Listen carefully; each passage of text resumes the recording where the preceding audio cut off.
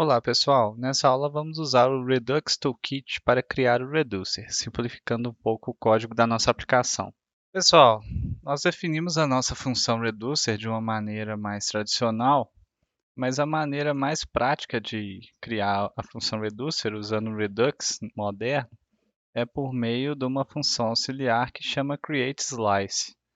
Com essa função, a estrutura do nosso Reducer fica um pouco mais simples de ser montada. Nós também o Redux já vai gerar também para a gente automaticamente funções que criam as nossas ações, em vez de a gente ter que ficar criando os objetos manualmente. E, por fim, isso também vai fazer com que a atualização do estado fique mais simples, né? Porque em vez da gente ter que criar um estado novo sempre, a gente vai ter um objeto auxiliar que não vai se permitir alterar o estado, mas essas alterações serão usadas para criar uma nova cópia do estado. Então, para fazer essa transformação, nós vamos usar a função createSlice, que ela é uma função do Redux Toolkit. Nessa função createSlice, ela recebe um objeto que tem uma série de configurações. Uma das configurações que nós precisamos passar é o nome do slice. Então, eu vou chamar de tic-tac-toe, que é o nome que a gente já está usando, né, no nosso estado global.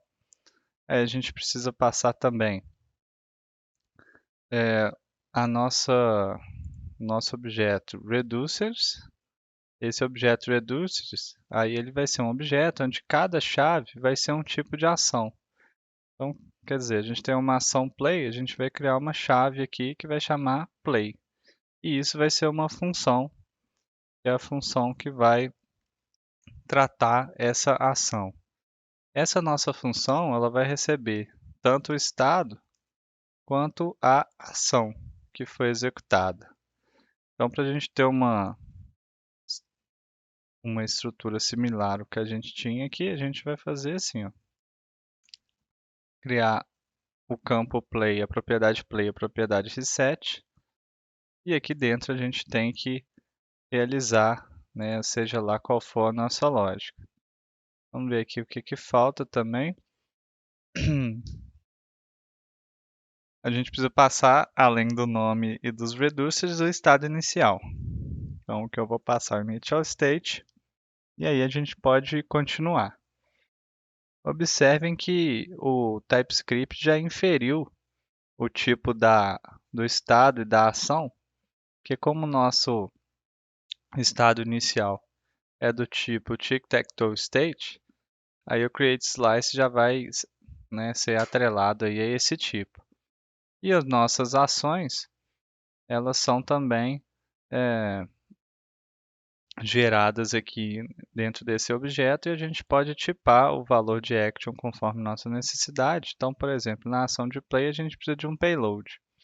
Então, para a gente saber que o tipo do payload é o tipo que a gente espera, não apenas o tipo N, a gente pode aqui especificar então que essa ação é do tipo action play. E essa na ação de reset, como a gente não precisa de acessar a ação diretamente, a gente não precisa nem declarar ela ali como parâmetro. Bom, ok. Então agora o que que a gente precisa fazer? Nós vamos implementar essa lógica na nova estrutura. Eu vou só corrigir primeiro um erro de TypeScript que está dando aqui, porque como a gente fixou essa action play com o tipo play, ali nessa estrutura ele estava esperando que o tipo fosse string do valor type da action, e isso está dando um erro. Então vamos tirar isso daqui, a gente vai poder apagar esse tipo de action também, e vamos implementar a lógica com base nisso. Então eu vou copiar. Eu posso simplesmente fazer exatamente o que eu estava fazendo aqui, isso vai funcionar, ou seja, retornar um novo estado. Espera aí que eu copiei coisa a menos, né? Assim, agora sim. E o reset retornar o estado inicial. Eu posso fazer exatamente isso aqui que vai funcionar. Então aqui eu vou declarar a minha variável slice. Eu posso apagar minha função reducer. E aqui no configure store, eu tenho que usar a propriedade slice.reducer do slice que a gente criou. E para chamar as ações, nós podemos usar slice.actions, o nome da ação. Então, o que a gente pode fazer? A gente pode exportar essas ações. Essas ações agora vão ser funções que constroem um objeto do tipo action, porque aí a gente usa elas diretamente, né, na nossa aplicação. Então agora, em vez de... Faltou a palavra-chave const.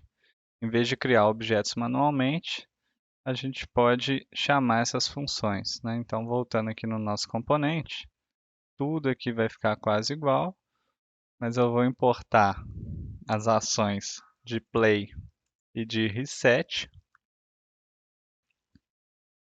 e vou usar essas ações aqui dentro. Então, para criar um objeto de ação de play, eu chamo aqui a função play passando o payload.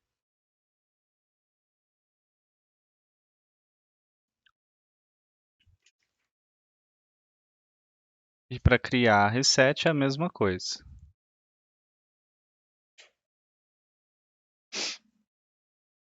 Com isso a gente pode aqui apagar. O que a gente pode apagar? Aqui no Story tem alguns imports, né? Import action que não está sendo usado mais. Aplicação funcionando. Vamos dar uma olhada se continua abrindo aqui corretamente.